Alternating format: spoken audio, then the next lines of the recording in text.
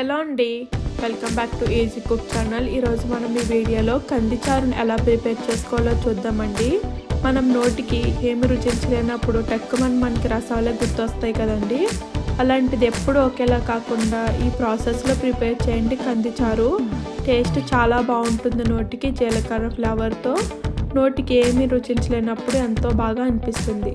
దీన్ని చేసుకోవడం కూడా చాలా ఈజీ అండి, నార్మల్ చారులాగే, కానీ టేస్ట్ యూనిక్గా ఉంటుంది. దీన్ని ఈజీగా ఎలా ప్రిపేర్ చేసుకోవాలో చూసేద్దాం. దీనికోసం 2 టేబుల్ స్పూన్ల వరకు కందిపప్పును ఒక అరగంట సేపు ముందు శుభ్రంగా వాష్ చేసి నానబెట్టుకోండి.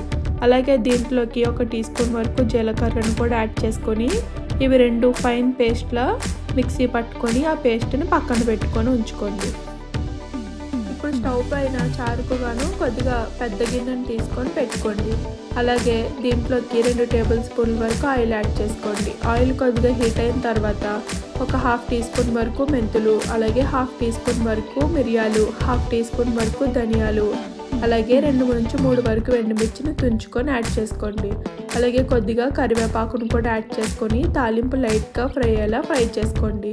ఇది బాగా ఫ్రై అయిన తర్వాత దీంట్లోకి ఒక చిన్న ఉల్లిపాయను చిన్న ముక్కలుగా కట్ చేసుకొని యాడ్ చేసుకోండి. అలాగే 2-3 పచ్చిమిర్చిని పొడవుగా చీల్చుకొని యాడ్ చేసుకోండి. ఈ ఉల్లిపాయ పచ్చిమిర్చిలు కూడా లైట్గా ఫ్రై అయితే సరిపోతుందండి, మరీ ఎక్కువ ఫ్రై అవనవసరం లేదు. ఇవి ఈ విధంగా కొద్దిగా ఫ్రై అయిన తర్వాత దీంట్లోకి కొద్దిగా ఇంగువను కూడా యాడ్ చేసుకోండి. ఇంగువ ఆప్షనల్ మాత్రమేనండి, కానీ యాడ్ చేసుకుంటే టేస్ట్ బాగుంటుంది, రసం ఫ్లేవర్ఫుల్గా ఉంటుంది. ఇలా ఇంగువ యాడ్ చేసుకొని కొద్దిగా ఫ్రై చేసుకోండి. ఇది కొద్దిగా ఫ్రై అయిన తర్వాత దీంట్లోకి ఒక 1/2 టీ స్పూన్ వరకు పసుపు, అలాగే 1.5 టీ స్పూన్ వరకు ఉప్పును కూడా యాడ్ చేసుకోండి మీ రుచికి తగ్గట్టుగా. అలాగే ఒక 1/2 టీ స్పూన్ వరకు కారాన్ని కూడా యాడ్ చేసుకొని లైట్గా ఫ్రై చేసుకోండి. ఇలా ఫ్రై చేసుకోవడం వల్ల కలర్ బాగుంటుందండి చారుది, కారం ఫ్రై అయ్యి మంచి కలర్ వస్తుంది.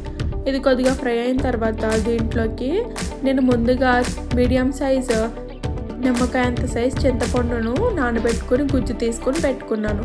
మీరు మీ రుచికి తగ్గట్టుగా అడ్జస్ట్ చేసుకోవచ్చు.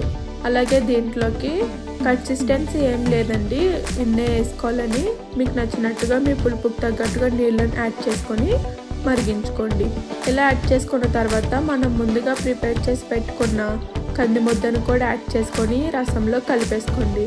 ఇలా కలుపుకున్న తర్వాత స్టవ్ను మీడియం ఫ్లేమ్లోకి పెట్టి 5 నుంచి 6 పొంగులు వచ్చేంత వరకు మరిగించుకుంటే సరిపోతుంది. కొద్దిగా ఎక్కువసేపే మరగాలండి, మనకి నార్మల్ చారు కన్నా కంది పొడి వేస్తాం కాబట్టి టేస్ట్ బాగుంటుంది. ఆ ఫ్లేవర్ అంతా దిగాలంటే కొంచెం ఎక్కువ టైమే పడుతుంది మరగడానికి, కానీ టేస్ట్ చాలా బాగుంటుంది. ఇలా ఒక 5 నుంచి 6 పొంగులు వచ్చేంత వరకు మరిగించుకోండి. కొద్దిగా కొత్తిమీర యాడ్ చేసుకొని బాగా కలుపుకొని మరిగించుకున్నట్లయితే టేస్ట్ చాలా బాగుంటుంది. అంతేనండి, ఈజీగా టేస్టీగా ప్రిపేర్ చేసుకొని కంది రసం రెడీ అయిపోతుంది.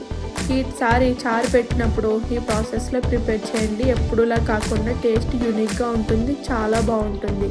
థ్యాంక్ యూ అండి. Thank you for watching and subscribe to my channel.